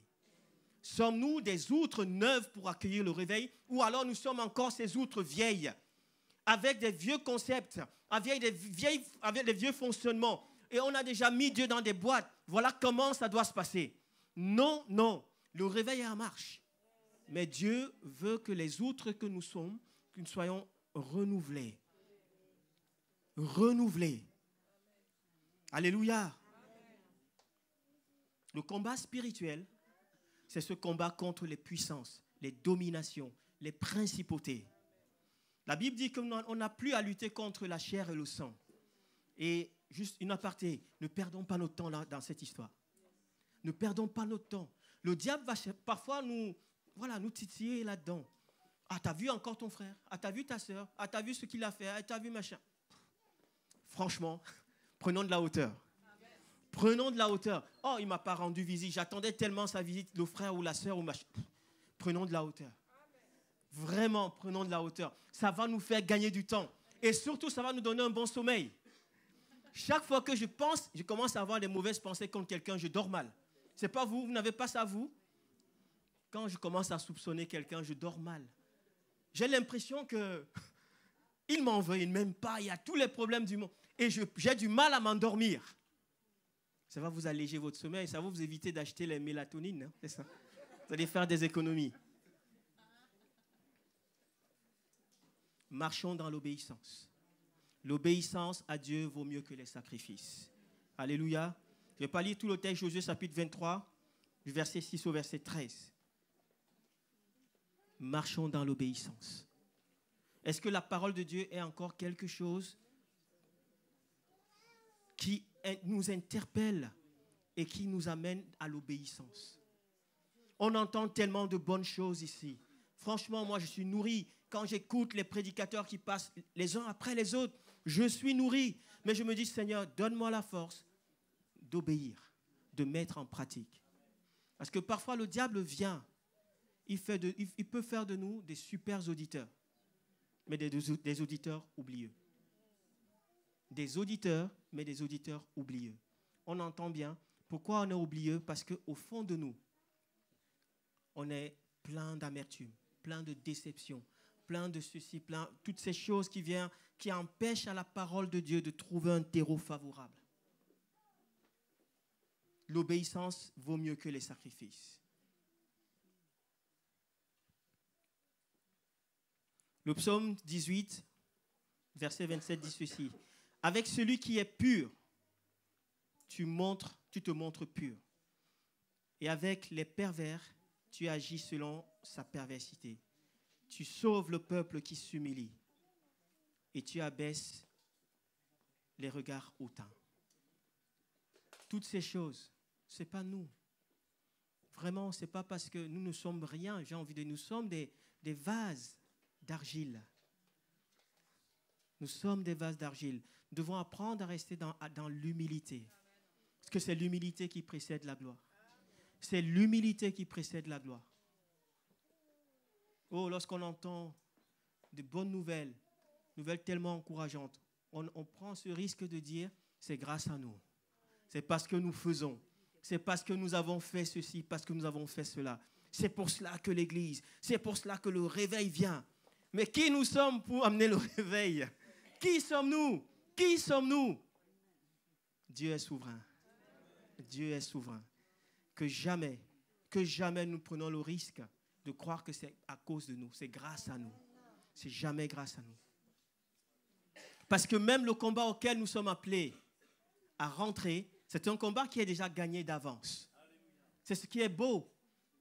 Ce n'est pas grâce à vous. La Bible dit que nous sommes sauvés par grâce au moyen de la foi afin d'accomplir les œuvres bonnes que Dieu a préparées d'avance. Même lorsque tu as des exploits. Remercie le Seigneur. Merci Seigneur. Parce que c'est toi qui fais. Vous savez, parfois on est tellement frustré dans l'église. Oh, j'ai fait ceci, j'ai fait cela, mais je ne suis même pas reconnu. J'ai fait ceci, j'ai fait cela. Oui, c'est vrai que humainement, on a besoin. C'est un besoin humain, la reconnaissance. Mais nous sommes aussi enfants de Dieu. Nous ne sommes pas seulement des humains comme ça, nous sommes enfants de Dieu. Nous devons intégrer. Seigneur, même si les hommes ne me reconnaissent pas, je suis en paix parce que toi, ma récompense est céleste. Ma récompense est céleste. Et les couronnes qui seront sur les perles qui seront sur ma couronne ne dépendent pas de la reconnaissance des hommes. Non, ça dépend de soi, de toi et de toi seul. Oh, ça m'encourage chaque fois. Lorsque je suis découragé, lorsque je suis sous la pression, oh Seigneur, je pense à toi et je dis Seigneur, merci parce que la couronne dans le ciel est remplie des perles que toi tu auras mises. Lorsque tu dois te lever pour évangéliser, annoncer la bonne nouvelle, prier pour que les hommes recouvrent la vue, mon frère, ma soeur, je te le dis devant Dieu, Dieu n'est débiteur de personne. Tout ce que tu donnes sur cette terre, tout ce que tu donnes, rien n'est passé inaperçu devant Dieu. Rien, je vous le dis, rien ne passe inaperçu. Même si le pasteur ne voit pas ce que tu fais dans le secret, ce n'est pas grave. Ce n'est pas grave. Même si l'église ne voit pas ce que je fais dans le secret, ce n'est pas grave. Je n'ai rien à prouver à l'église. Alléluia. Je profite pour le dire. Et franchement, vous n'avez rien à me prouver. Lui à lui seul. Lui et lui seul. Lui et lui seul. Vraiment, je vous donne ce secret. Ça doit nous encourager à servir le Seigneur à toutes nos forces. Avec toutes nos forces. Et même si les gens viennent nous encourager, merci Seigneur. Et je suis sûr que Dieu enverra toujours quelqu'un pour t'encourager. Parce qu'il sait qu'en tant qu'homme, on en a besoin. Je suis convaincu. Mais n'attendons pas cela. On sera déçus. N'attends pas cela, tu seras déçu. David dit, quand je marche dans l'ombre de la vallée de la mort, je ne crains aucun mal. Car tu es avec moi. Ta houlette et ton bâton me rassurent. Dans ce combat, le combat dans lequel Dieu t'appelle, la houlette de l'Éternel va te rassurer. N'aie pas peur. Dieu va vous montrer des choses. Parce qu'il le dit dans la prophétie par le prophète Joël. Il dit, dans les derniers temps, je répandrai mon esprit sur toute chair. Les jeunes gens, les jeunes filles auront des visions, les vieillards auront des songes. Et je crois en cela. Dieu va vous montrer des choses. Et les choses que Dieu montre, ma conviction est la suivante. Lorsque Dieu révèle quelque chose, la chose est déjà condamnée. Lorsque Dieu révèle quelque chose, cette chose est déjà condamnée. Vous savez pourquoi? Jonathan en parlait encore dimanche.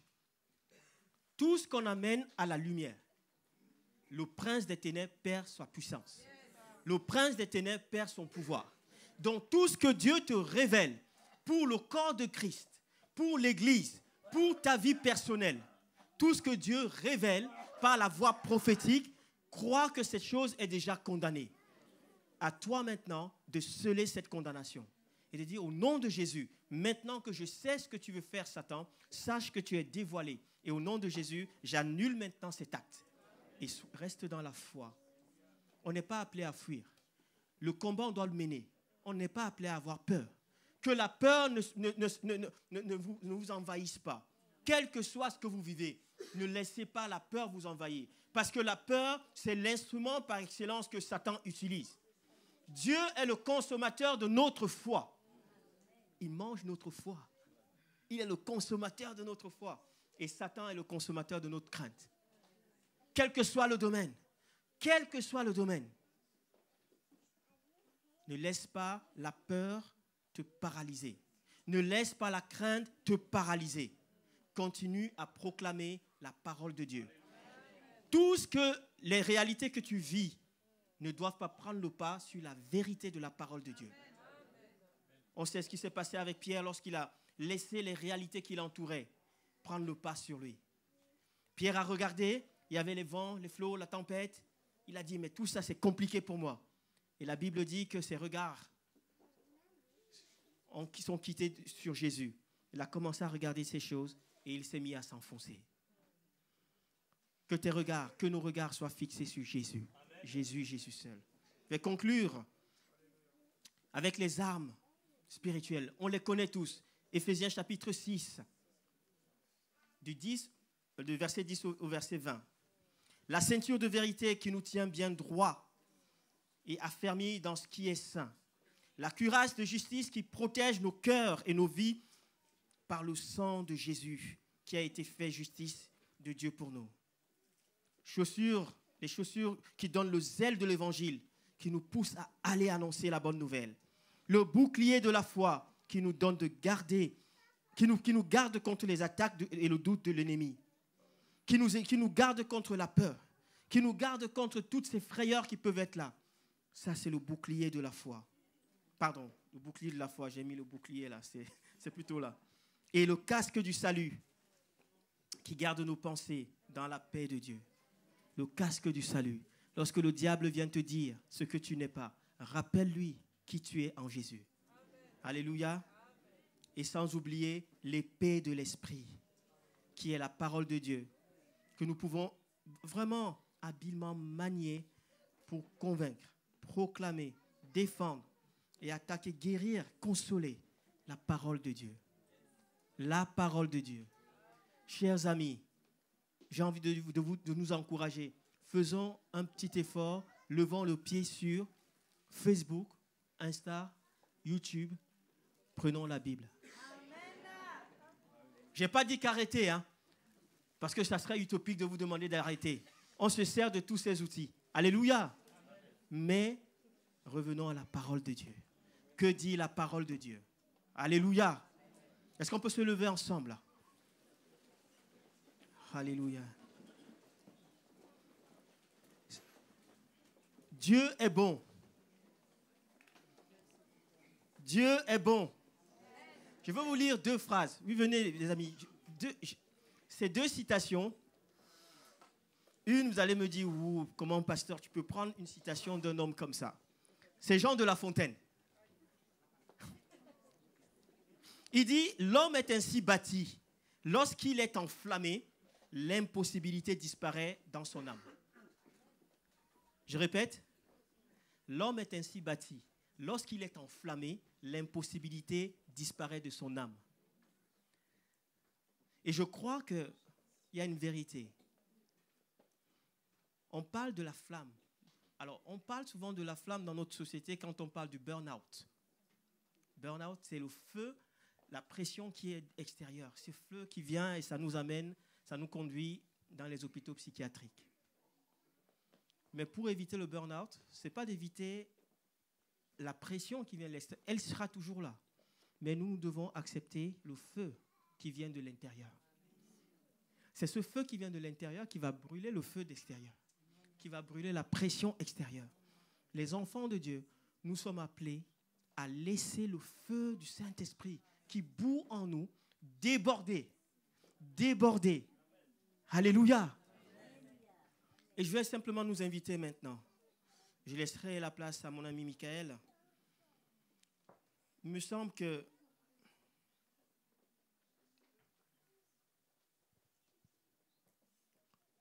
Dieu nous appelle à vivre. Nous sommes appelés à vivre. Ne laissons pas, la vie avec le Seigneur est belle. Je ne dis pas qu'elle est facile. Je ne dis pas qu'il n'y a pas de souffrance. Et d'ailleurs, Dieu lui-même ne le dit pas. Il nous rassure qu'il est toujours avec nous. Mais pour vivre, il faut que nous acceptions de mourir. Pour vivre, nous devons accepter de mourir. Mourir à nous-mêmes. Ce n'est pas mourir la mort physique, mais la mort à nos droits, parfois les plus légitimes. C'est Martin Luther King qui a dit ceci. Si un homme n'a pas découvert ce pourquoi il serait prêt à mourir, il n'est pas fait pour vivre. Si un homme n'a pas découvert ce pourquoi il serait prêt à mourir, il n'est pas fait pour vivre. Ramenons ça à notre contexte. Est-ce que nous sommes prêts à mourir pour l'Évangile? Sommes-nous prêts à mourir pour l'Évangile?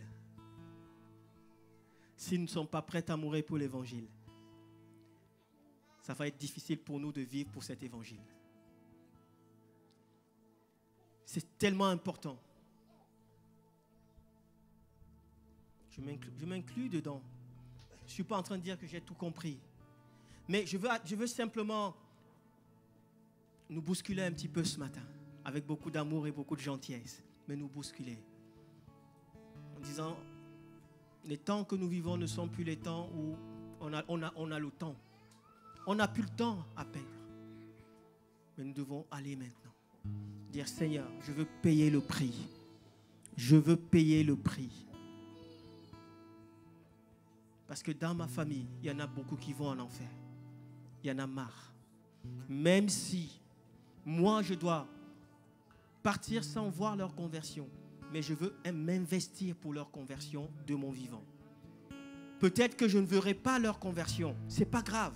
Mais si mes prières, si mes pantalons sont troués parce que j'ai beaucoup plié le genou, et que demain, dans 10 ans, dans 20 ans, dans 30 ans, qu'ils donnent leur vie à Jésus, je serai un homme heureux parce que je vais les retrouver au ciel. Est-ce que c'est des voisins? Est-ce que c'est des amis? Est-ce que c'est notre pays? Puissions-nous maintenant prendre un temps de prière pour notre pays. Là où les hommes ont fait le choix de brandir des cartons rouges, là où les hommes ont fait le choix de siffler, là où les hommes ont fait le choix de marcher, là où les hommes ont fait le choix de mépriser, que l'Église fasse un autre choix. C'est le choix de combattre le bon combat, de combat dans la prière et de croire que notre prière peut faire infléchir les décisions même au plus haut sommet. Croyons ce matin qu'alors que l'Église, la CVN, est en train de prier pour notre pays, l'Éternel des armées entend la prière de la CVN. Nous avons notre responsabilité. On ne peut pas se contenter de regarder les choses et de commenter les choses qui se passent. Mais notre premier combat doit être là. Seigneur, prions pour les autorités de ce pays. Prions pour que Dieu conduise les décisions. Prions pour que Dieu intervienne dans les décisions. Parce que notre bonheur en dépend. Notre bonheur en dépend. Et si à un moment donné, tu as pris plaisir à dire du mal des autorités de ce pays, je vais t'inviter à demander pardon à Dieu. Je t'assure, je te parle de la part du Seigneur. Peut-être que tu as passé ton temps, tu as fait le choix de critiquer, de maudire les autorités de ce pays. Je te dis une chose, il n'y a pas d'autorité que Dieu n'a pas instaurée. Et c'est vrai pour ce gouvernement, ça sera vrai pour le prochain gouvernement, ça sera vrai pour tous les gouvernements. Que l'église de l'ACVN fasse un autre choix de bénir les autorités, de prier pour leurs familles, pour que ce monde voit que l'église a encore sa place à jouer et influence ce monde. Là où tu es, commence à parler à Dieu maintenant. Commence à prier à Dieu. Commence à prier pour les autorités de notre pays. Prie pour le maire de ce pays, de cette ville, pardon. Prie pour le maire de la ville de Montivier. Prie pour les ministres. Prie pour les ministres, le président de ce pays, les gouverneurs. Prie maintenant que le Seigneur leur donne la sagesse et l'intelligence. Que le Seigneur intervienne. C'est notre responsabilité. On n'est pas là pour dire du mal. On n'est pas là pour condamner. On n'est pas là pour critiquer. On doit bénir. Parce que c'est ce que Dieu veut. Alléluia. C'est là notre premier combat spirituel. Parce que ces hommes sont aveuglés. Pour certains d'entre eux, ils ont besoin que nous les aidons à ce que leurs yeux s'ouvrent. Que le Saint-Esprit ouvre leurs yeux. Et notre bonheur en dépend.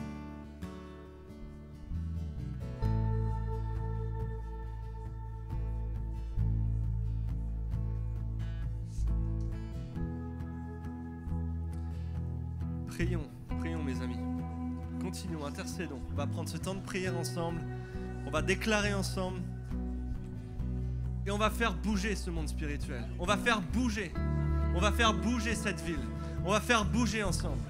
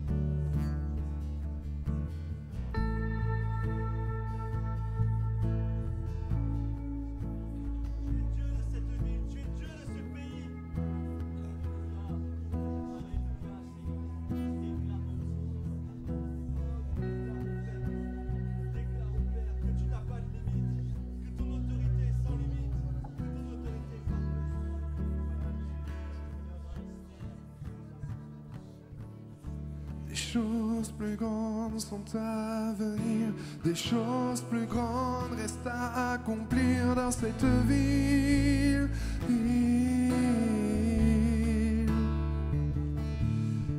Des choses plus grandes sont à venir, des choses plus grandes restent à accomplir dans cette ville.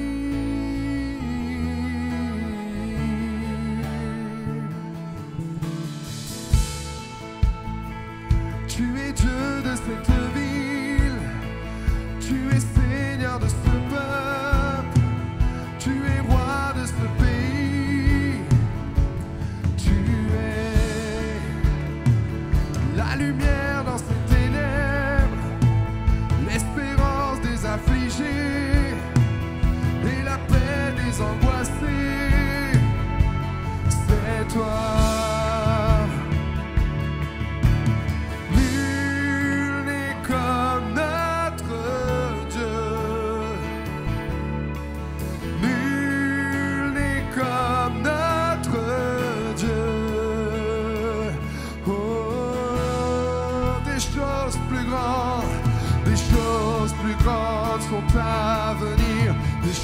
choses plus grandes restent à accomplir dans cette vie.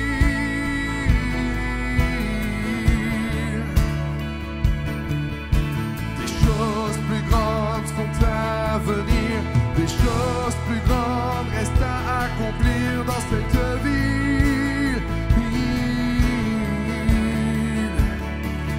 Tu es Dieu le Créateur, tu es Roi le Rédempteur, tu es Seigneur des Seigneurs, tu es la force au cœur de tes faiblesses, l'amour au sein des détresses et la joie dans la tristesse.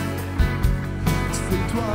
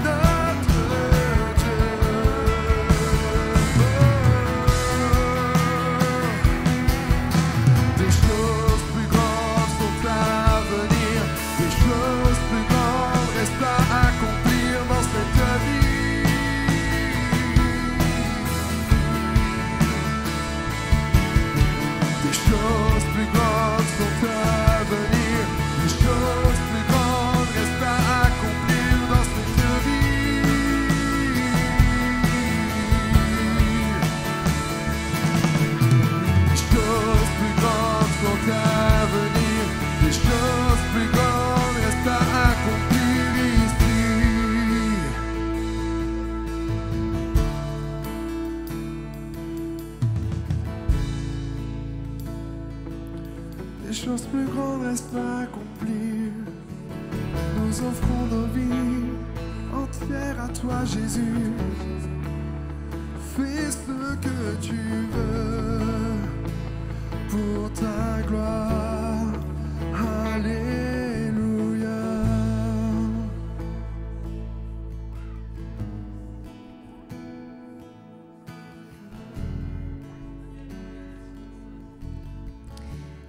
Par rapport à la prière dont Thierry a parlé, j'avais à cœur cette pensée qu'il y a des personnes qui se disent mais qu'est-ce que peut changer ma petite prière à moi, si je suis tout seul à prier, ou même nous ici, qu'est-ce qu'elle va changer notre petite prière à nous, tout seul.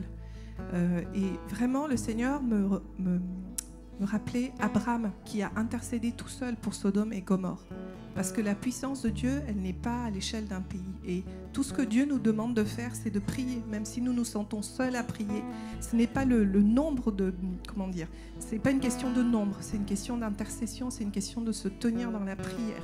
Et ne pas croire le mensonge de l'ennemi qui va vouloir comme venir enlever cette parole et nous dire dans la semaine qu'on va vouloir prier pour ces sujets-là. Oui, mais toi, ta petite prière, qu'est-ce qu'elle va changer à la situation ?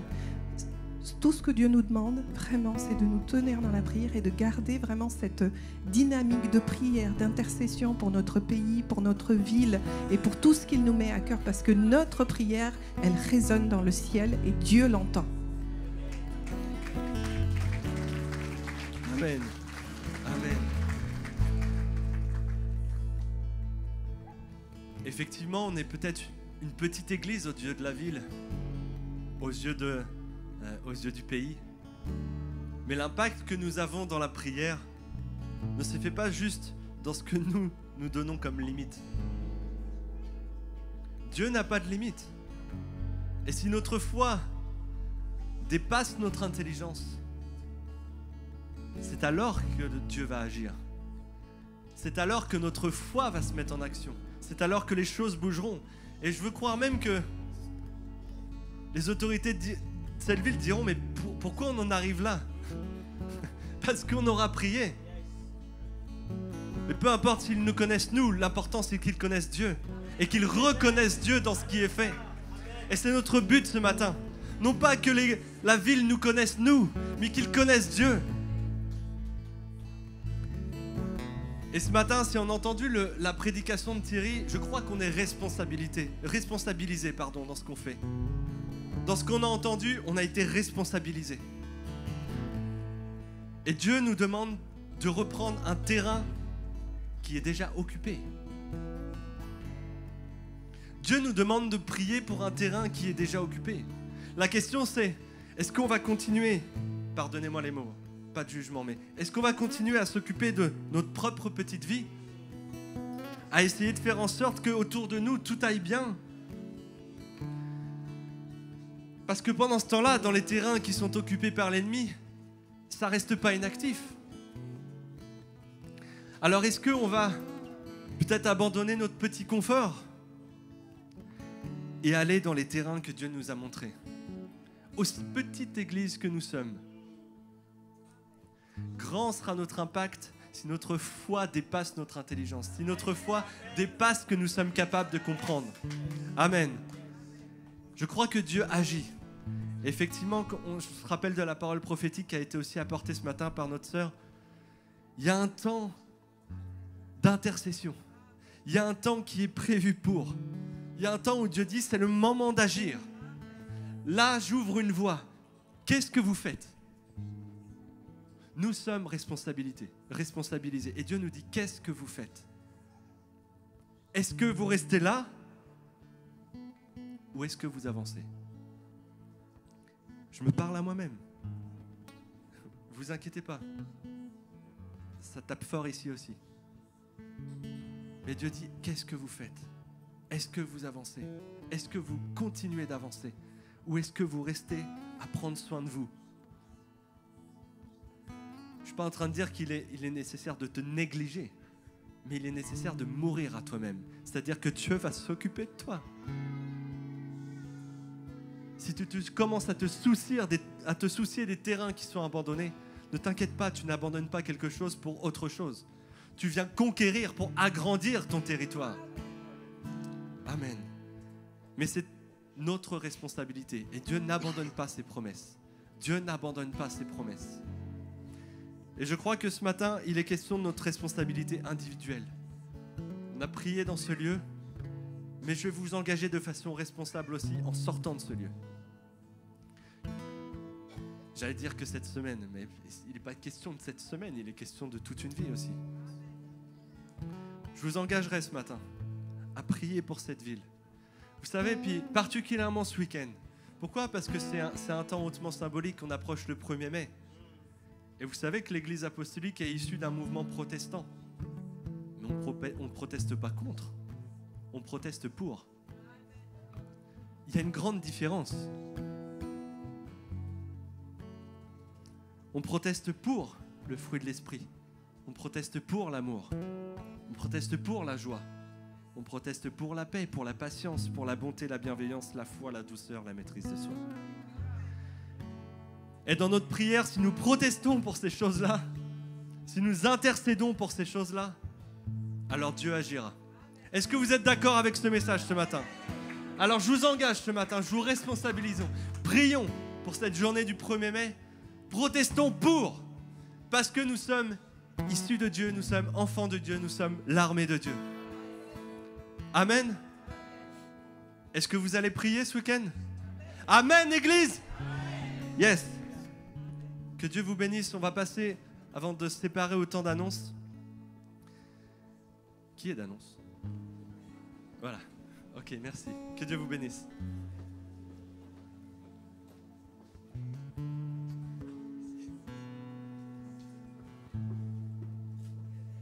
Bonjour à tous, c'est l'heure de prendre vos agendas. Donc, dès demain matin, nous reprenons nos veilles de prière matinales de 6h à 7h. Vous recevrez le lien pour vous connecter aujourd'hui via la newsletter.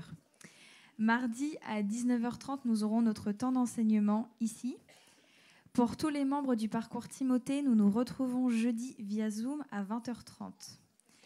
Vendredi 5 mai à 18h30, Influence, vous vous retrouvez ici pour votre réunion. Pour tous les étudiants de l'IBAN, notre prochaine rencontre est le 6 mai, donc de 8h30 à 17h, sur l'introduction à l'étude biblique avec Thomas Hermans. Sachez aussi que cette session elle est ouverte à tous en auditeur libre. Donc pour connaître les modalités, pour vous inscrire, je vous laisse vous rapprocher de Stéphanie. Le 7 mai, dimanche donc prochain, à 15h, les piliers, vous vous retrouvez ici également. Le parcours Start reprend. Donc le parcours Start, on vous le rappelle, c'est des cours de base, connaître qui nous sommes, connaître la vision de la CVN. C'est aussi un temps de préparation au baptême. Donc ça reprendra les 7, 14, 21 mai et les 4, 11 et 18 juin. Vous pouvez vous inscrire auprès du stand Connexion à la fin du culte. Mesdames, le samedi 13 mai de 9h30 à 17h, nous aurons notre rencontre régionale à la CVN Neuchâtel sur le thème de la victoire. Pour le temps de repas du midi, c'est un repas tiré du sac. Il y aura des temps d'atelier l'après-midi. Si vous souhaitez vous inscrire à ces moments, je vous laisse vous rapprocher des responsables. Le dimanche 14 mai, nous aurons notre assemblée générale ordinaire ici. Aujourd'hui, au stand Connexion, c'est Joanna et Aline qui vous accueillent. Donc, si vous êtes nouveau, si vous avez des questions, si vous souhaitez vous inscrire à la newsletter, au parcours Start, toutes ces choses, n'hésitez pas à vous rapprocher d'elles à la fin du culte. On vous remercie aussi pour votre fidélité dans les dîmes et offrandes. On vous rappelle que vous pouvez continuer de les adresser par virement en mettant bien le motif et votre nom. Et vous pouvez aussi toujours les adresser par chèque et espèces dans la boîte grise qui se trouve au fond. Également, si vous souhaitez obtenir, si vous avez besoin de votre CERFA pour votre déclaration d'impôt, vous pouvez vous rapprocher de Mickaël ou Cyril qui vous le donneront. Merci à tous, bon dimanche.